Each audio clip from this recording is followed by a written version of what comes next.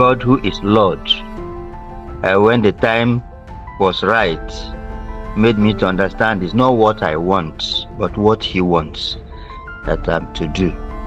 And so I submitted to the idea of marriage and began to pray, Lord, who should that be? And it turned out to be Sister Angela that we have been relating very closely with over the years. That was in 2002. So in 2003, we got married. That is our journey as a couple. And God has blessed the marriage with 3 children, like I narrated earlier.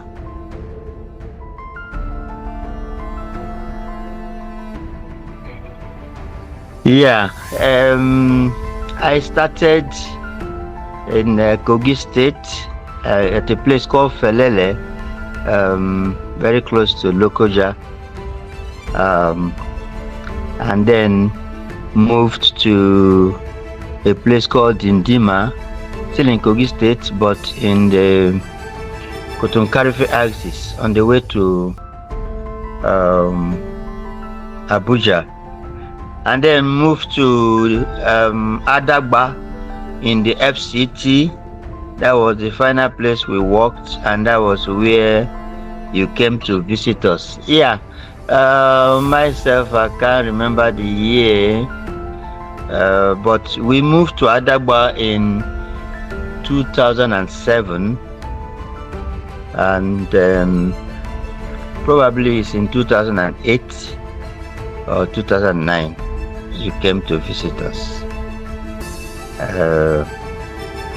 No, it's not 2008. It should be 2009 or 2010, thereabout. Yes. Yeah.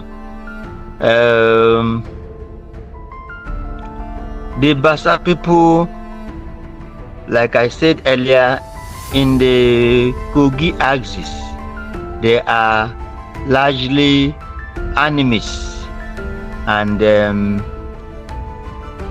with some Christianized population amongst them, but the Christianity is in greater part syncretic, where they combine it with animism, but at the Nasarawa axis, it is mixed. They have animists, Christians, and Muslims, while at the FCT and Niger State, they are predominantly Muslims, even though Islam among rural people is still syncretic. A lot of mixed practice with the traditional religion. So that was the last place we worked in the FCT, though we're also making incursions into the Niger State axis, because they have boundaries with the FCT. So, and because Capro works to plant churches among unreached people groups, but where there are churches, we don't we try not to create tension and contention and opposition. We work with the existing churches. So that was the situation in Basa, where we started at the Kogi axis and the Nasarawa axis. We were involved in discipleship and strengthening the church, manpower, and discipleship. But when we moved to the FCT, the target was to plant churches, but we didn't really get to plant one before we left. Um, but where there are churches, we were working with churches in those communities, in evangelism and manpower development and discipleship. Yeah. Eventually, we had to transmit the work to the indigenous disciples that we had raised that were working with us. When I joined the team in Mali,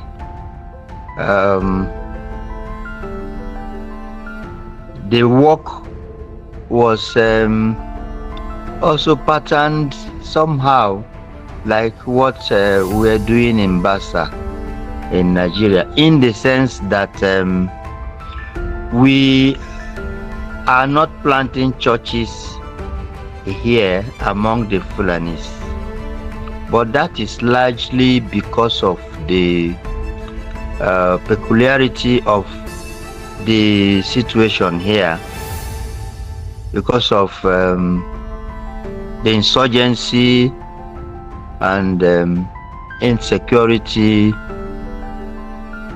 It's difficult to have a church in the traditional sense, a formal church, as it were. But what we have is informal churches, kind of underground churches, but in places where it is safe to do so. We have the open churches. We have the traditional church. Now we have a target. We have a goal. We have a vision to raise Fulani believers from here that will go after their kinsmen, everywhere where the Fulanis are found. Actually, that is a Capro's strategy among the mega people group I mentioned earlier. Large people groups that cut across national boundaries. We seek to engage them where they are more accessible and more amenable, more open, more responsive to the gospel, and seek to raise men, laborers that could go to their kinsmen elsewhere, especially in those difficult places or areas.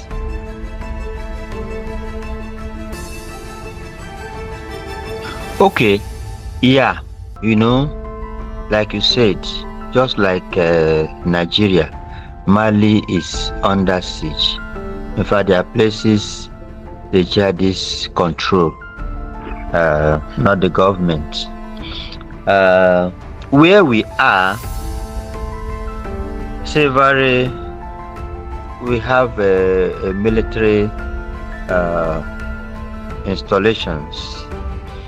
Before, there even used to be a United Nations peacekeeping force here, before they had issues with Mali government and they were sacked and sent away. But we have Mali military base here. We also used to have the G5. G5 is a force of the Sahel countries military cooperation, where they have a standing force to help member states that are in need, military need. So they also had a camp here, but because of Mali's quarrel with ECOWAS due to the military incursion, military coup that happened, so that force also is in comatose as ECOWAS tried to pressure them to return to civilian rule. So the town is relatively safe, even though from time to time, they carry out attacks in the town. There are times they have attacked even the military base, but it's like this guerrilla warfare now, the hit and run. It just cause a scare, and oftentimes it's a suicide mission. They know they may not go back alive.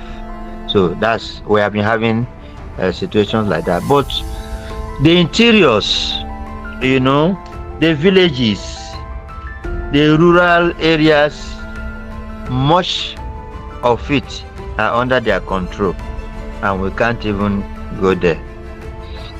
There is a place that we thought we could still access, and I wanted to visit some of the disciples there. They say, no way you can come here. He said, because once they see a new face, they will ask, who is that? So it's difficult to camouflage, it's difficult to go incognito. So I couldn't go. So that's the situation. Many places we really cannot enter. But where we are, we try to do the much we can. That is why what the Bible was talking about, the night coming when no man can walk. My colleague, told me how they used to comb everywhere. In fact, he related an experience, announcing that he can never forget, with their tent, camping tent, and all that. They moved for almost 2 weeks from village to village. Wherever they reach, they camp. They will spend 2 days, 3 days. In fact, sometimes the people will not want them to go. They will show Jesus film, they will minister to them, and move on. But that is the last one they had of that kind of outreach was in 2012, before the jihadists invaded Mali and almost took over like they did in Afghanistan, but French government came to their assistance. So that's the security situation where we are. In the towns, in the metropolis, life seems to be normal. But once you leave that, to the interiors, it's a different story altogether. As always, the chief need remains manpower. The land is vast. We are only in one location, and the need is enormous. There are much ground to cover. Like Fulanis now, they are not in one place. They are spread all over the country. All over. They may not even be as widespread in Nigeria as they are here. So the manpower need is number one, and high. Then issue of prayers is number two. We need prayer partners. So we need people that will stand with us in prayers to back us up. People can call on at short notices, with prayer alerts, as it does happen from time to time. And then the issue of funds. Presently, we have a school. We just started a school this month, that we hope to use as a platform even to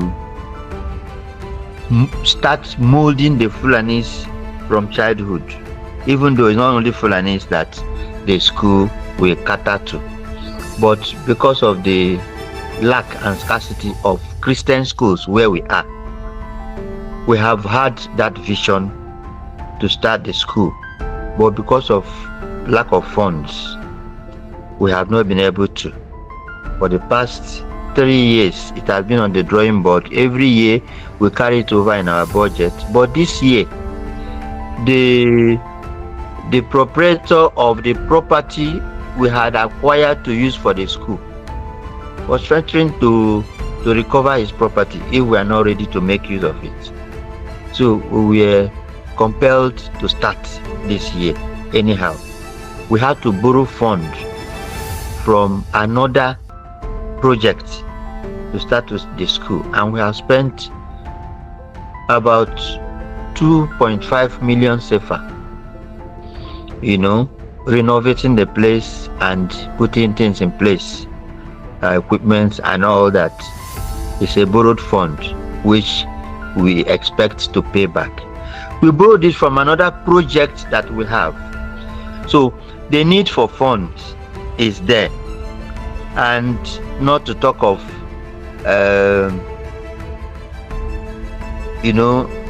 our upkeep and ministry needs, travels and outreaches and meetings, and with the fall of the naira, is becoming increasingly difficult to cope. At least the time we came here in 2016, where the naira was already bad, the government still had their leg at 350, 400. We were exchanging 1 naira to almost 2 sefa. But today we are exchanging 1 sefa to 3 naira. I don't know if you get the picture. Where for instance, you had 10,000 naira when we came, you will get almost 20,000 sefa. But now you have 10,000 naira, you will get 3,000 sefa, 3,200, 3,100 sefa. So it's becoming increasingly difficult to cope. So these are areas where you could come in, as the Lord enables you. Okay.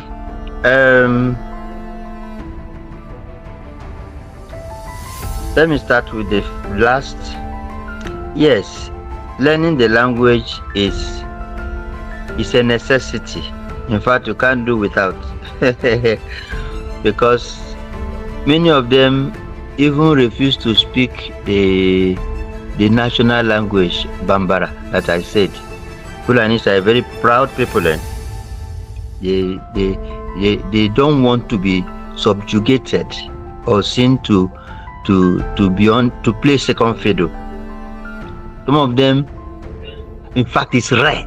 It is very rare to see a Fulani speaking Bambara. They refuse to.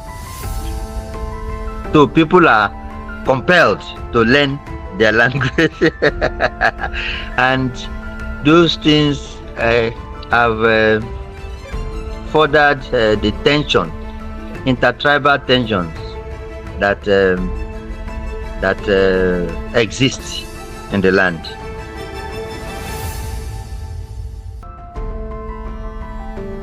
Generally, among core Islamic groups, house churches are the most effective and relevant strategy.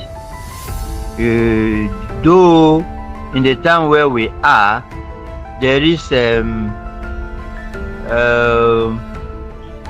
sister mission, a Norwegian mission that has been working among the Fulanis, and they have a church here in Sevare that is the traditional church. So that is the effective church. This traditional church planting doesn't work among core Islamic people. But like I said, we have a church, one church somewhere, and that is because the people are not indigenous there. They are refugees. They ran there, and it's a Christianized area. So they were able to start a house church. That's the only church we have at present. If not, the rest are, secret disciples scattered here and there. But in that place, they were able to get a couple of them up to 10, and so they were able to start a house church.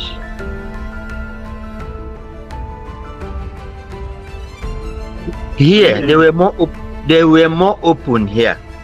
In fact, I should say they are still more open in comparison. Okay.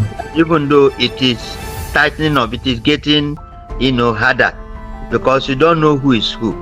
There is infiltration. There's mix up of the bad guys and the good guys, normal guys. So making it increasingly difficult, to be identified, to become open,